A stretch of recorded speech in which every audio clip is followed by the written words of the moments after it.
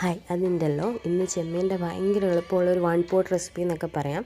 ഈ മുറത്തിനകത്തിരിക്കുന്ന എല്ലാ സാധനങ്ങളും അരച്ചെടുക്കുന്നതാണ് ആദ്യത്തെ പണി. അരയ്ക്കുന്ന കൂട്ടത്തിൽ നമുക്ക് 1-2 മസാലേസും കൂടെ ചേർത്ത് കഴിഞ്ഞാൽ കഴിഞ്ഞു. ഇത്രയേ ഉള്ളൂ പരിപാടി.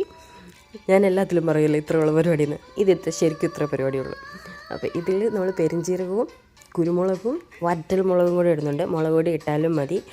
ഞാനിത് ജഗ്ഗൂസ് കഫേയിലെ ചേട്ടൻ്റെ റെസിപ്പി അടിച്ച് മാറ്റി ചെയ്യുന്ന കേട്ടോ. ചെറിയ മാറ്റം വരുത്തിയിട്ടേ ഉള്ളൂ. ഒന്നുമില്ല, നമ്മളിങ്ങനെ മറുക് വെച്ച് കൊടുക്കുന്നത് പോലെ ഇത് മറുകുള്ളവൻ അപ്പു മറുകില്ലാത്തവൻ എന്നൊക്കെ പറഞ്ഞിട്ട് സുരാജിൻ്റെ ഒരു കോമഡി ഉണ്ടല്ലോ, മറന്നുപോയി. അതുപോലെ ഈ അരച്ച് വെച്ചിരിക്കുന്ന സാധനം ഈ ചെമ്മീനകത്തേക്ക് പുരട്ടി വെക്കുക. എൻ്റെ പരീക്ഷണങ്ങളെല്ലാം പാതിരാത്രിക്കായതുകൊണ്ട് എനിക്ക് റെസ്റ്റ് ചെയ്യാൻ വെക്കാനൊന്നും നേരെ ഉണ്ടായില്ല. ഞാൻ നേരെ എടുത്ത് എണ്ണയ്ക്കകത്തോട്ട് കിടുക ചെയ്തത്. കട്ടിയുള്ള പാത്രത്തിലിടണം കേട്ടോ, അടി കട്ടിയുള്ള പാനിലിടണം. അപ്പോൾ ഇത് ഇത്രേ ഉള്ളൂ. അതൊന്ന് നമ്മളിങ്ങനെ വഴറ്റി എടുത്ത് വെച്ചാൽ മതി. അതൊരു ഇങ്ങനെ ബ്രൗണിഷ് ഗോൾഡൻ കളറൊക്കെ വരുമ്പോഴത്തേക്കിന് സാധനം റെഡിയാവും. കുറച്ച് ഗ്രേവിയും കൂടെ വേണമെങ്കിൽ തേങ്ങാപ്പാൽ ചേർത്താൽ മതി. ഞാൻ ഇത് തേങ്ങാപ്പാൽ ചേർക്കുന്നുണ്ട്. അത് ചേർത്തില്ലെങ്കിലും കുഴപ്പമൊന്നുമില്ല. പക്ഷേ ഭയങ്കര ടേസ്റ്റ് ആയിട്ടുള്ളൊരു സാധനം. നമുക്ക് ആ അരപ്പ് മാത്രം കൂട്ടി ചോറുണ്ണാൻ പറ്റും.